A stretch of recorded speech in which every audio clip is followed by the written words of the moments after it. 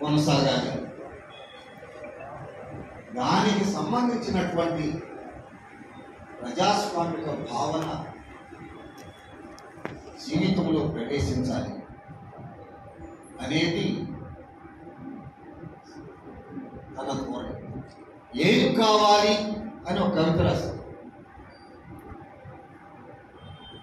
ఏం కావాలి అంటే ఏం చెప్పను, నువ్వు నా ఇంటికి రావాలి, నేను నీ ఇంటికి రావాలి, నీ ఇంట్లో నేను చెయ్యి కడగాలి, మనం కలిసి మనుషుల్లా బతకాలి అని. అంటే తన పేజీ మొత్తం ఏమిటంటే మనుషుల్లా బతకడానికి అడ్డంగా నిలబడినటువంటి కులం, మతం, ఇతర క్రౌర్యాలు, అసమానత్వాలు ఏవైతే ఉన్నాయో వాటి మీద తను యుద్ధం చేశాడు. వాటి మీద యుద్ధం చేసినటువంటి కవితలే రాశాడు. యామిరీ బారకా అని ఒక బ్లాక్ అమెరికన్ పోయిట్ ఉన్నాడు. అతని పోయమ్స్ని ఇలా పిలుచుకున్నాడు, my poems are assassin poems. Assassin, వధించే కవితలు. నగేష్ బాబు కవిత్వాన్ని కూడా నేను దిస్ ఈజ్ అసాసిన్ పోయిట్రీ అని పిలుస్తాను. అది వధించే కవిత్వం. దేన్ని వధిస్తుంది? ఆధిపత్య భావాన్ని వధిస్తుంది, అలాగే ఇన్ఫీరియర్గా ఉండే మెంటాలిటీని కూడా వధిస్తుంది.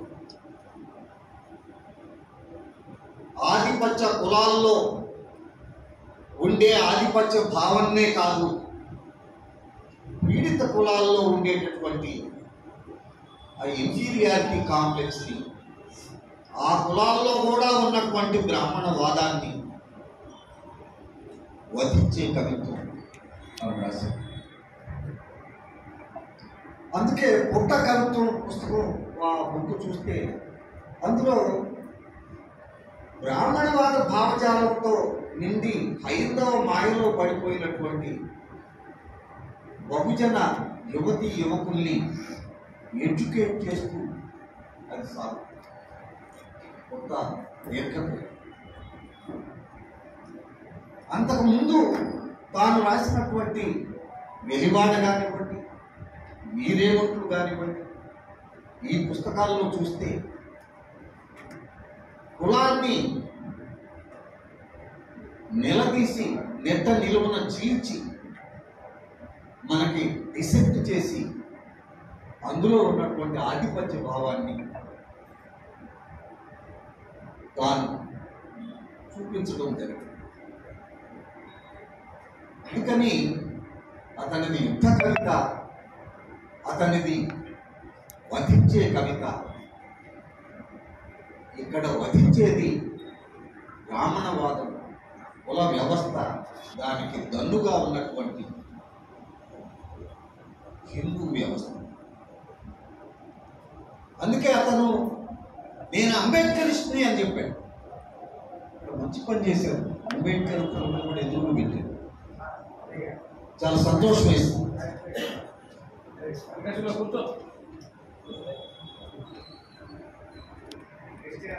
అంబేద్కరిస్టు తాత్విక దృక్పథం మాది అని చెప్పడానికి కవులు మీన మేషాలు లెక్క పెడుతున్నటువంటి సందర్భంలో yes I'm an Ambedkarist. Mine is Ambedkarist philosophy. I write in the light of Ambedkarism అని గట్టిగా వాళ్ళకి చెప్పాడు నగేష్. అందరూ రాసినటువంటి జీవితాన్ని, అందరూ రాసిన ఆలోచనల గురించి రాసినప్పుడు కూడా దాంతో దళిత ముద్ర, అంబేద్కరిస్టు దృష్టి కనపడు. బాల్యం గురించి చాలా మంది కవులు అది ఎంతో సుందరంగా ఉన్నట్టు, చాలా అమాయకంగా ఉన్నట్లు రాస్తారు. కానీ గణిత్ పాయింట్ ఆఫ్ వ్యూ నుంచి బాల్యం ఎంత దుర్భరంగా ఉంటుందో, ఎంత అవమానకరంగా ఉంటుందో, ఎంత ఆకలితో ఆందోళనతో నిండుంటుందో వెలువాడలో రాదు.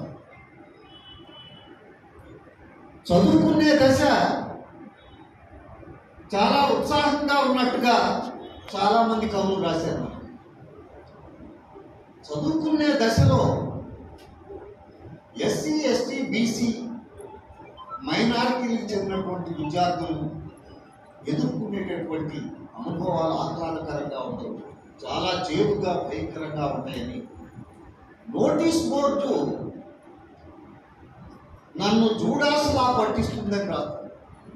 జూడాసు కనుక జీసస్ని పట్టించినట్టు notice board, college notice board వీడి ఎస్సీ, వీడి ఎస్టీ, వీడి బీసీ అని ఎదురుగా కులాలు రాసి చూపిస్తుంది. అది ఇచ్చేటటువంటి అవమానాన్ని గురించి మాట్లాడు. ఉద్యోగ జీవితంలో కూడా, ఉద్యోగ జీవితం ఇతరులది వేరు, కింది కులాల పీడిత కులస్తులది వేరు, రిజర్వేషన్ గాళ్ళకు కూడా పౌరుషమైన అనేటటువంటి అనుభవం ఉద్యోగ జీవితంలో ఈ బహుజనులకు మాత్రమే వస్తుంది, పీడిత కులస్తులకు మాత్రమే వస్తుంది అని ఈ పాయింట్ ఆఫ్ వ్యూ నుంచి రాస్తారు. అందుకే వెలివాడ అనేటటువంటి సూపర్ సక్సెస్. అంటే కామన్గా అందరికీ కామన్గా ఉండే జీవిత దశల్ని దళిత బహుజన దృక్పథం నుంచి ఆవిష్కరించారు. అందుకని అది గొప్పది. ఇక మీరేముంట్లు అనేది అయితే that is a cultural manifesto of Bahujan literature. అంత గొప్పగా నిశానిలో అయితే దళిత ఆత్మగౌరవాన్ని ప్రకటిస్తూ చాలా ప్రతిఘటనాత్మకంగా ఎంత కోపంగా అంటాడంటే, అంటే ఆ బాధని దిగమింగుకుంటూ రారా నా బొటన వేలు చూపు. అంటే ఇప్పటి వరకు మాకు అసలు పెన్ను దొరకకుండా చేశారు, కాగితం దొరకకుండా చేశారు. అవి రెండు దొరికి మమ్మల్ని మేము వ్యక్తీకరించుకుంటుంటే, మా జీవితాలను మేము కాగితాల మీద పడుతుంటే దాన్ని సహించలేక మీరు బూతులు రాస్తున్నారు, అది రాస్తున్నారు, ఇది రాస్తున్నారని మమ్మల్ని పెడుతున్నారు. అసలు మేము మా నాటి నేల మీద నాటినాకేలా ఈ నేలకు కానుక వచ్చింది. మూలాల్లోకి వెళ్ళి, రూట్స్లోకి వెళ్ళి, శ్రమ మూలాలు మొత్తం కూడా దళిత జీవితంలో ఉన్నాయి, వివిధ కులాల జీవితంలో ఉన్నాయి అని చెప్పేసి చాలా ఛాలెంజింగ్గా చాటడం జరిగింది. ఇంత గట్టిగా మాట్లాడిన వ్యక్తి కొన్ని లైన్స్లో ఏడుపుతాడు. మహదేవం అనేటటువంటి ఒక దళిత మహిళని రేప్ చేసి అత్యంత అమానవీయంగా ఆమె రొమ్ముల పీకలు కొరికేస్తే దాని మీద ఒక కవిత రాశారు. అందులో ఆ చివర 4 లైన్లు చదువు. ఏమంటాడంటే, మహదేవమే మాట్లాడుతుంది, మనతో మాట్లాడుతూ, ఒరే మానవు అంటే ఎలా కొలా కడుక్కొని సరిపెట్టుకునేదాన్ని, నా రొమ్ము పీకల్నే కొరికేశావే, రేపు నా బిడ్డకు పాలెట్టా ఇచ్చేదిరా నా బట్ట. దీన్ని బట్ట అని అన్నాడే. బట్ట బట్ట బట్ట 100 సార్లు బట్ట అని అన్నా కూడా అక్కడ నీకు బూతు కనపడకూడదు, ఆ బాధ కనపడదు. తల్లి తన మానాన్ని గురించి తాను బాధపడటం ఆపేసి, నా సమస్య మానవ సమస్య కాదు, నా సమస్య నా బిడ్డకు రేపు పాలు ఇవ్వటం, నువ్వు ఈ రొమ్ములను కొరికేశావు, రేపు పాలు ఎట్లా ఇవ్వాలని. అంటే మొత్తం తెలుగు రాష్ట్రాల మహిళా లోకం మొత్తం కూడా పురుష లోకాన్ని ప్రశ్నించినట్టుగా ప్రతిఫలించింది. ఆ విధంగా అతను వర్ణరసాత్మకంగా రాసిన, ప్రతిఘటనాత్మకంగా రాసిన,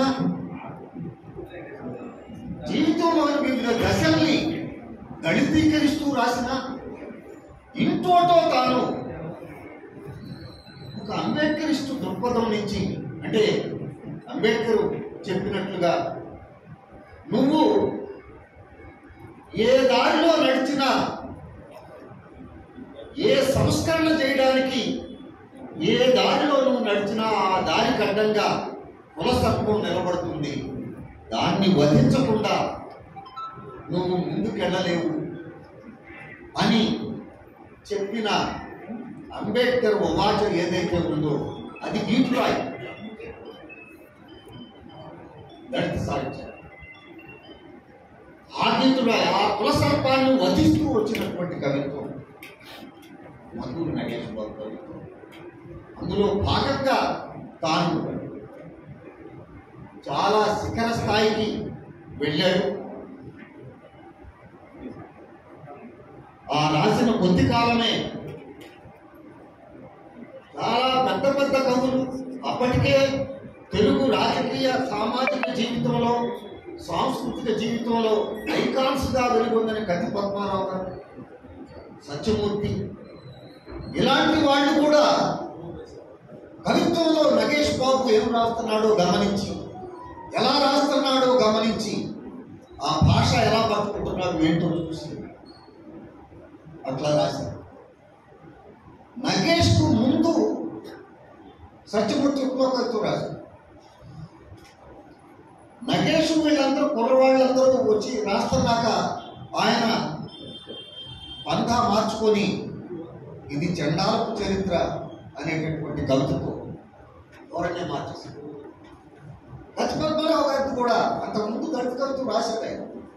కానీ ఈ కొత్త తరం ఎంటర్ అయినాక, నగేష్, దినేష్ బాబు ఇలాంటి వాళ్ళు ఎంటర్ అయినాక ఈయన రాసిన కవిత్వంలో చాలా గడగా అది పద్మరావు గారి ఇందాక అన్నాడు తమ్ముడు, ఆయన అసలు కవిత్వంలో వాడే భాష ఎక్కడి నుంచి వచ్చింది, అది ఎవరి నుంచి పట్టుకున్నాడు అంటే తను ఎక్కడున్నా చుట్టుపక్కల గమనిస్తానే ఉంటాడు. ఒకసారి నర్సాపేట బస్ స్టాండ్లో ఉంటే భార్య భర్త నడుస్తున్నాడు. భార్య వెనకాల ఉంది, భర్త 35 ఏళ్ళు నేను నడవలేకపోతున్నా అని సీరియస్గా ఒక రకంగా ఆమె ఆ అమ్మాయి అంటారు, ఏంటయ్యా నీ గోళ, ఈసారి నుంచి నువ్వు ఒక్కడు వెళ్ళయ్యా, నీతో నేను పడలేను కానీ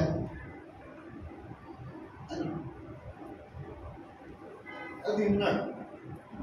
ఏమి విన్నావు, మేమందరం కూడా విన్నాం. తను విన్నాడు. ఒక కవితలో ఏంటయ్యా నీ గోళ అని మొదలైంది. ఎక్కడి నుంచి వచ్చింది అని అడిగితే చెప్పాడు, అక్కడ మేమందరం కూడా ఉన్నాం, నాకు బాగా గుర్తే. అవును మరి ఆ అమ్మాయి ఏంటయ్యా అంత అరవటం ఏమిట్రా, భర్త మామూలుగానే అడిగాడు కదా అంటే, భర్త వాడు ఏందయ్యా అయితే నేను నడవలేకపోతున్నావా అని వ్యంగ్యం అన్నాడు. రా తొందరగా రా అని అంటే బాగుండేది, నడవలేకపోతున్నావా అని కొద్దిగా ఎక్సెక్ట్ అనేపాటికి ఏందయ్యా నీ గోవాలని అండి, అది సైకలాజికల్ రియాక్షన్ రా.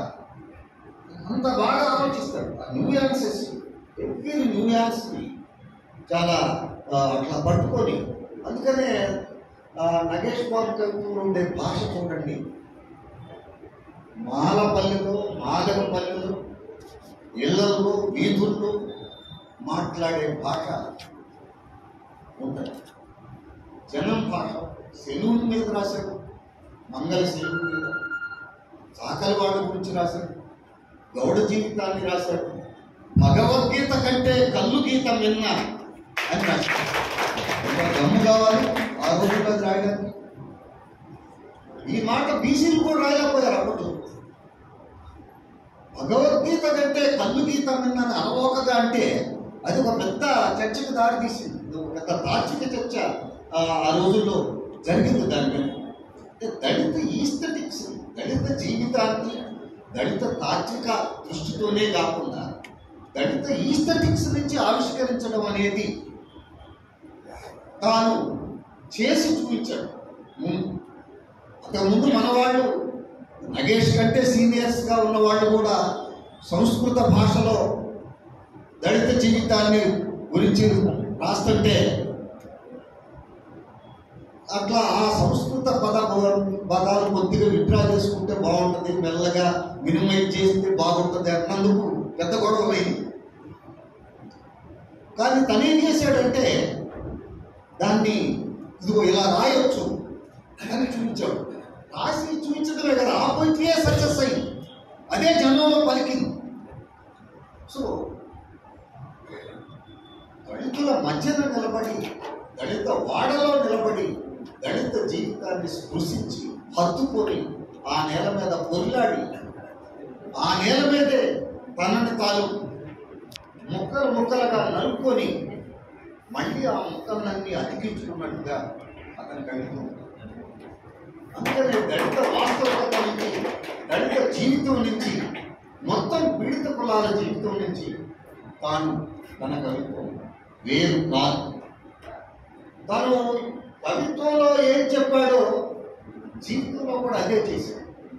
తన కవిత్వానికి తన జీవితానికి ఏమాత్రం తేడా.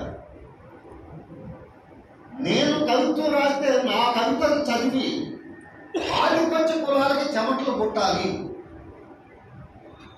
పీడిత కులాలకి ఉత్సాహం రావాలి, పీడిత కులస్తులకి ప్రేరణనివ్వాలి, ఆధిపత్యంతో రగిలిపోయే వాళ్ళ గుండెల్లో రైళ్లు పరిగెత్తాలి. ఇది నా కవిత్వం యొక్క లక్ష్యం నా దృష్టిలో అని నాకు కనిపించారు. సో మిత్రులారా, ఇలా మనం నగేష్ బాబు కవిత్వం గురించి, తన వ్యక్తిత్వం గురించి మాట్లాడుకుంటే చాలా ఉంటుంది, చాలా మాట్లాడాల్సింది. నిజానికి ఇంత సీరియస్గా నేను మాట్లాడక్కర్లేదు, కానీ నాకు కాజాను కోటేశ్వరరావు ఇద్దరు చెప్పారు, నువ్వు వేరే ప్రెజెంటరీస్ వాటిల్లోకి వెళ్ళకుండా నగేష్ బాబు సెంట్రల్ ఐడియా ఆ పోయిట్రీ దాని గురించే చెప్పు, మిగిలిన వాళ్ళు చూసుకుంటారు, నువ్వు ఇంకా వేరే అధిక ప్రసంగాలు చేయవా. అందుకని నేను దానికి కట్టుబడి ఆ దీంట్లో ఉంది ముగిస్తున్నాను. జై భీమ్, ధన్యవాదాలు. Thank you. నగేష్ బాబు సాహిత్యం గురించి ఒక కీలక ఉపన్యాసం చేసినట్లుగా ఉంది. నగేష్ బాబు సాహిత్య ఔన్నత్యాన్ని చెప్పారు. ముఖ్యంగా మీరు అంబేద్కరిస్టు దృక్పథం నుంచి నగేష్ బాబు కవిత్వం రాశారు అని చెప్పారు. అంతకుముందు మనకి మార్క్సిస్టు కవిత్వం అనే పేరు తెలుసు, గాంధీయిస్టు కవిత్వం అనే పేరు తెలుసు, కానీ మొట్టమొదటిసారిగా తెలుగు సాహిత్యంలో అంబేద్కరిస్టు కవిత్వము అని విడియాకాశానికి అనుబంధంగా ఆ పేరు పెట్టిన గట్స్ నగేష్ బాబుకే. తర్వాత నేత ప్రతాప్ కుమార్ కావచ్చు, తర్వాత అది ఒక భావధారగా, తర్వాత సమున్నతంగా ఆ భావధార ముందుకు తీసుకెళ్ళిన తర్వాత దళిత కవులు. అలాగే మీరు అన్నారు భాష, ఆయన ఒక మాట చెప్పారు, తెలుగు విమర్శకులు, తెలుగు కవులు ఉలిక్కిపడే వాక్యాలు రాశాడు. భాషను నా యాసతో కడిగి కొత్త అక్షరమాలను తయారు చేస్తాను అన్నాడు.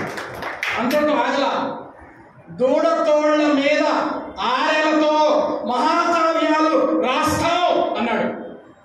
అంతటితో ఆగల, కవిత్వం మా కుల విద్యల్లోంచి రూపుదిద్దుకున్న కళారూపం, అలంకార శాస్త్రం ఉలిక్కిపడే మాటలు రాశాడు. చాలా ఉన్నాయి.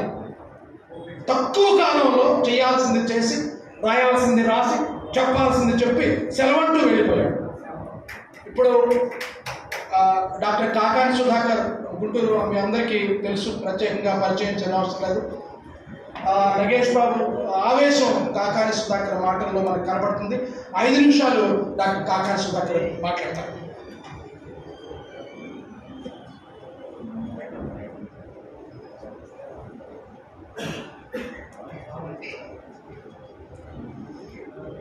మద్దూరి నగేష్ బాబు సమగ్ర సాహిత్య పుస్తకావిష్కరణ సభకు అధ్యక్షత వహించినటువంటి ఆచార్య కోయి కోటేశ్వరరావు గారికి, వేదిక మీద ఉన్నటువంటి పెద్దలందరికీ, వేదిక ముందు ఉన్నటువంటి పెద్దలందరికీ కూడా నా జైలు.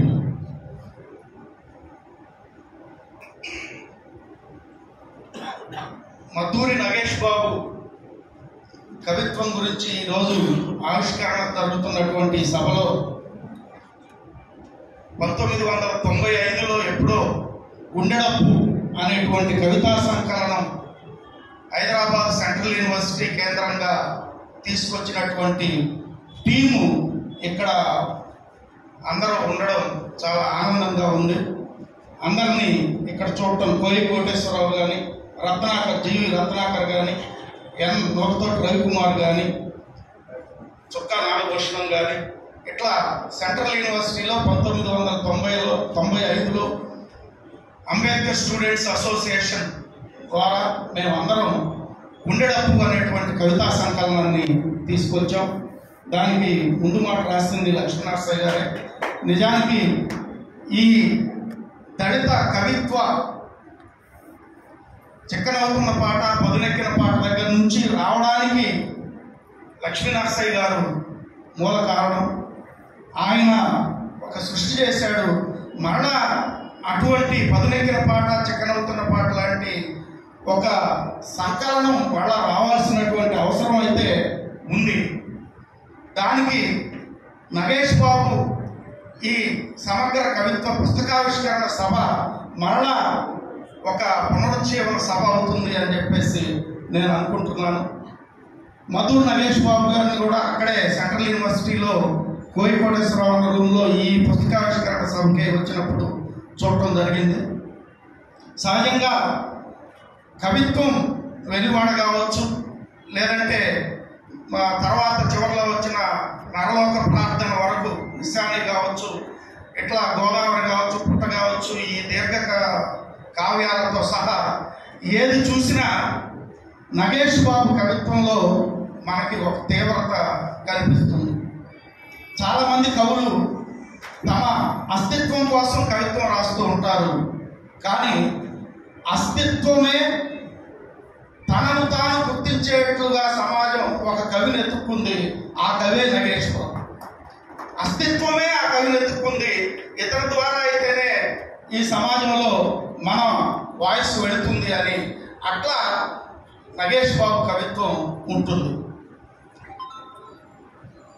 ఎందుకంటే కవిత్వం ఆయన రాస్తూ, కవిత్వం అంటే ఏంటి అంటే, కవిత్వం అంటే మార్పురా బాబు, కవిత్వం అంటే ఎప్పుడు ఒకే సూరు పట్టుకొని ఉండడం కాదు అని చెప్తాడు. చెప్తూ ఎప్పుడు ఒకే సూరు పట్టుకొని ఉండడం కాదు, ఒకే సూరు పట్టుకోవడం అంటే నిశానిలో ఆయన చెప్తాడు. గురజాడ కవిత్వంలో మాల పక్కెల పడుతూ,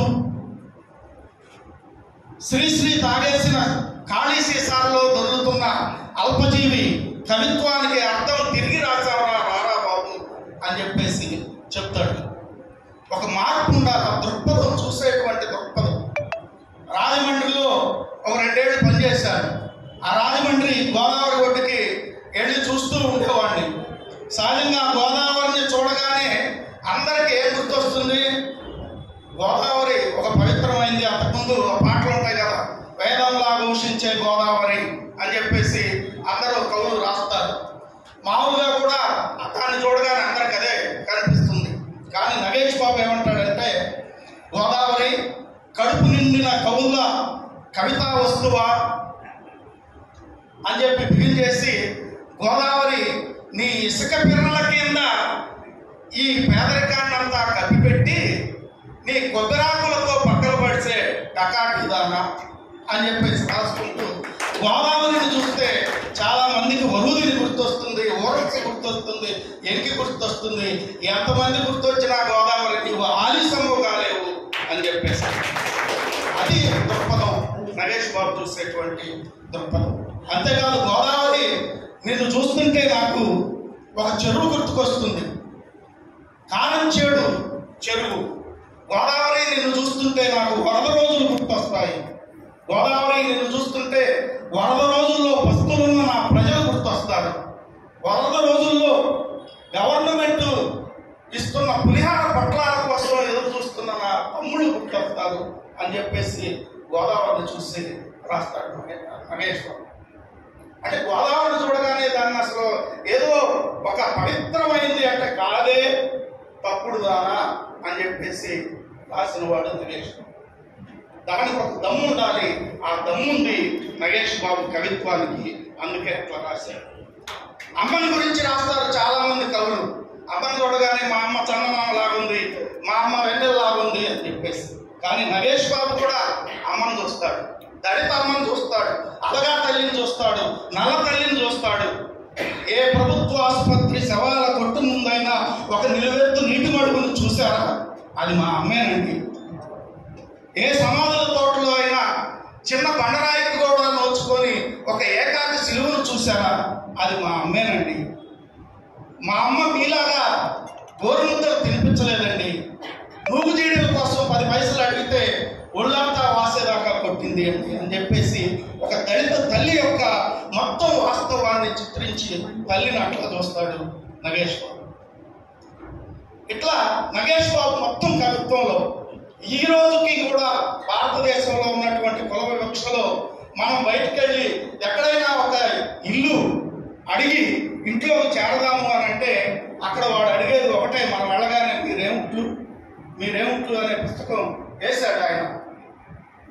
నూనెైనా లేని గుండెనెవరో, నూనెైనా లేని పనం పైన గుండెనెవరో అటు ఇటు తిరగేసినట్టే ఉంది అని చెప్పేసి అంటారు. ఇట్లా నగేష్ బాబు మొత్తం కవిత్వంలో ఆయన చూసేటువంటి దృష్టి వేరు, ఆయన దృక్పథం వేరు. ఇందాక లక్ష్మీనరసయ్య గారు చెప్పినట్లుగా శత్రువు కూడా ఏదో సినిమాలో కొరడా పెట్టి కొడుతూ ఉంటే రక్తం కారుతూ ఉంటుంది. శత్రువు కూడా ఆయన కవిత్వాన్ని చదువుతారు. కొరడా పెట్టి కొడితే రక్తం కారుతున్నట్లుగా అనిపించినప్పటికీ శత్రువుకి ఆ కవిత్వం కావాలి. అది నగేష్ బాబు. అట్లా కవిత్వం రాసి శత్రువు కూడా చదువుకొని అబ్బా ఏంటో ఎట్టగొట్టాడు చంద్రకొలత కొట్టినట్టు అని అనుకునేట్లుగా, లేకపోతే భక్తుల గురించి రాస్తూ అంటే ఒక బ్రాహ్మణుడి గురించి ఆయన రాస్తూ ఆ ముక్కు పొడుము అని అంటాం కానీ ఆ రకరకాలైనటువంటి సంబోధనలతో ఆ సంబోధించడం వాళ్ళు బాధపడుతూనే సంతోషంగా కవిత్వాన్ని చదివేట్లుగా నగేష్ బాబు కవిత్వం ఉంటుంది. ఇట్లా ఆయన రాసిన నిశాని రాసినప్పుడు రకరకాలైనటువంటి వాదనలు, దళిత వాద వివాదాలు నడిచాయి. ఆ దళిత వాద వివాదాల్లో కూడా ఏంటి దళిత కవిత్వం అంటే మళ్ళా ఇట్లాగే తిట్టటమేనాను, యజమాని ఆయుధాలతో యజమాని దీన్ని పగలగొట్టగలమా అని చెప్పేసి, బిల్డింగ్ను పగలగొట్టగలమా అని చెప్పేసి ఇట్లా రాస్తూ ఉన్నప్పుడు కూడా ఆయన దళిత కవిత్వం అంటే లలిత కవిత్వం కాదు అని చెప్పేసి మళ్ళా తిరిగి చెప్పి అనేక మంది దళిత కవులకు ఇదిగో రాస్తే ఇట్లా రాయాలి అని ఒక మార్గదర్శకంగా నిలబడినటువంటి వాడు నగేష్ బాబు. ఏదో సినిమాలో చెప్పినట్లుగా ఎవడో తాగమంటే నేను తాగను అన్నట్టుగా, ఎవడో కవిత్వం రాయమంటే నేను రాయను, రాయొద్దంటే ఆగను, నేను రాస్తాను, నా ప్రజల విముక్తి కోసం రాస్తాను అని చెప్పేసి ఆయన కవిత్వం రాశాడు. ఆ సమగ్రమైనటువంటి సాహిత్యాన్ని మొత్తాన్ని ఈరోజు కోయి కోటేశ్వరరావు కాజా యొక్క సంపాదకత్వంలో తీసుకురావడం చాలా ఆనందం ఉంది. వాళ్ళిద్దరిని హృదయపూర్వకంగా అభినందిస్తూ బహుజన కెరటాల పత్రిక ఎన్నో ప్రత్యేక సంకలనాలు తీసుకొచ్చింది. నగేష్ బాబు చనిపోయినప్పుడు నరసరావుపేటలో మేమందరం అక్కడ ఉన్నప్పుడు పల్నాడు శ్రీరాములు రావడం జరిగింది. పల్నాడు శ్రీరాములు మేమందరం ఆ రోజే కలుసుకున్న తర్వాత మొట్టమొదటి బహుజన కెరటాలు అనేటువంటి ఒక పత్రికకు పురుడు పోసుకున్న సందర్భం నగేష్ బాబు చనిపోయిన రోజు. అది నరసరావుపేటలో అక్కడ. ఆ తర్వాత మేమందరం కలిసి కూర్చొని ఒక సంపాదకవర్గంగా ఏర్పడి ఆ పత్రికను తీసుకురావడం, ఆ పత్రిక ఇప్పటికీ నిత్యం ఆ కృషిని కొనసాగిస్తూ ఉండడం బాగుంది. కాబట్టి బహుజన కెరటాల పత్రికకు సంబంధించినటువంటి పల్నాడు శ్రీరాములు కూడా ఈ సందర్భంగా నేను అభినందిస్తూ సెలవు తీసుకుంటున్నాను. జై భీమ్. థ్యాంక్ యూ ఆచార్య సుధాకర్ గారు. నగేష్ బాబు యొక్క కవిత్వ వైలక్షణతను అద్భుతంగా చెప్పారు. మీకు ధన్యవాదాలు. ఇప్పుడు ప్రముఖ కవి కథా రచయిత పి శ్రీనివాస్ గౌడ్ గారు ఒక 2 నిమిషాలు సందేశం. అనిల్ డాని ఒక 2 నిమిషాలు మాట్లాడతారు. ప్రముఖ కవి,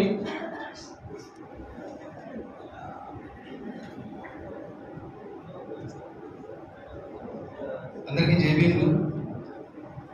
వాస్తవానికి ఇప్పుడు లక్ష్మీనరసింహ మాట్లాడేసిన తర్వాత అన్నీ ఇక అప్రస్తుత ప్రసంగాలు. మధుర నాగేశ్వరరావు గారిని నేను చూడలేదు. మా తరం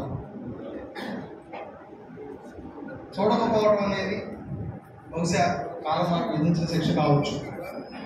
కానీ నిరంతరం ఆయన కవిత్వంలో వెతుకుతున్నాం. రోజు బడికి వెళ్తుంటే కలెక్టర్ బాబు అని పిలిచే యాకోబు, అవును, కాలంలో తొక్కువేయబడి దొరికిన మొట్టమొదటి శవం కూడా అదే యాకోబు అంటాడు మధుర నాగేశ్వరరావు. దళితుల మీద జరిగినటువంటి అమానుషాన్ని ఎలాంటి సంకోచం లేకుండా, ఎలాంటి భయం లేకుండా రాసినటువంటి మహాకవి మధుర నాగేశ్వరరావు. వాస్తవానికి మాకు అంటే ఇక్కడ ఏదో కవిత్వం రాస్తున్నాం, 4 ముక్కలు ఏదో మాట్లాడుతున్నాం అని చెప్పి మీరు పిలిచారు, కానీ మాకు ఎలాంటి అర్హత లేదు మధుర నాగేశ్వరరావు గురించి. ఆయన ఎన్నుకున్న వస్తువు కానీ ఎవరైనా అసలు ఊహిస్తారా? ఏఆర్ రెహమాన్ మీద ఒక కవిత రాశాడు. మామూలుగా కాదు, అసలు ఆ కవిత చదువుతూ ఉంటే శాస్త్రీయ సంగీతాన్ని ఇప్పటిదాకా మా చెవుల్లో పోసి మీరు చేసినటువంటి మాయ మోసం అంతా రెహమాన్ దాన్ని తుత్తునేలుగా ఎరగొట్టడని చెప్పి ఏఆర్ రెహమాన్ గురించి రాశాడు. అది గడిచాడు. బసిని గురించి ఇందాక లక్ష్మణసింగ్ గారు మాట్లాడారు. అలాగే మీరే ఉంటానే కదా కవితా సంస్థ ఒకటి కాదు, ఏం నేర్చుకోవాలి మధుర నాగేశ్వరరావు గారి దగ్గర నుంచి. ఈ తరం మేము కవిత్వం రాయట్లేదు, అలంకారాల మాయలో పడిపోతున్నాం, మెటఫర్ల మాయలో పడిపోతున్నాం, వాస్తవం రావట్లేదు. నిన్న కాక మొన్న రాజ్యాంగవాదం అనేటటువంటి ఒక కొత్త ప్రక్రియ బయటకు వచ్చింది. అది చాలా ప్రమాదకరమైనది. ఈ రోజున దళిత కవులు దళిత కవిత్వం రాస్తున్నామని భ్రమించే వాళ్ళు ఖచ్చితంగా మనకేం అవసరం ఇప్పుడు మనం మధుర నాగేశ్వరరావు దగ్గర నుంచి, తెరేష్ బాబు దగ్గర నుంచి, కళ్యాణ్పూర్ ప్రసాద్ దగ్గర నుంచి ఈ భారీ ఇంత పెద్ద కవితా సంస్థలు వేసుకొని చదువుకొని మనం ముంచుకొని సభలు చేసుకోవడమేనా? మన యొక్క హక్కులు, మనకు రావాల్సినటువంటి వాటాలు ఇంకా మనం సాధించుకోగలుగుతున్నామా అనేటటువంటి భావనలోకి తీసుకురావడానికి ఈ కవిత్వం అనేది మనకు దోహదపడుతుంది. ఏ కవిత్వంలో చూడండి, మొత్తం ఆయన కోర్ కనుక చూసినట్టయితే ఆయన ఎక్కడ తను తీసుకున్నటువంటి స్టాండ్ నుంచి ఎక్కడ పక్కగలరు. ఆ పక్కకు వెళ్ళడం తమే మధుర నాగేశ్వరరావు ఈ రోజు చేసింది మహాకవి చేసింది. రాబోయే తరాలు ఈ తరం నుంచి ఖచ్చితంగా దాన్ని దృష్టిలో పెట్టుకోవాలని చెప్పి మనస్ఫూర్తిగా కోరుకుంటూ, ఇంత పెద్ద సమగ్ర సంకలనాన్ని ఎన్నో శ్రమకి ఓర్చి తీసుకొచ్చినందుకు పల్నాడు శ్రీరాములు గారికి, అలాగే కోయికోటేశ్వరావునికి, కాజానికి, వేదిక మీద ఉన్న పెద్దలందరికీ హృదయపూర్వక నమస్కారాలు తెలియజేస్తూ అందరికీ జైలు. Thank you Danny. ఇప్పుడు శ్రీనివాస్ గారు.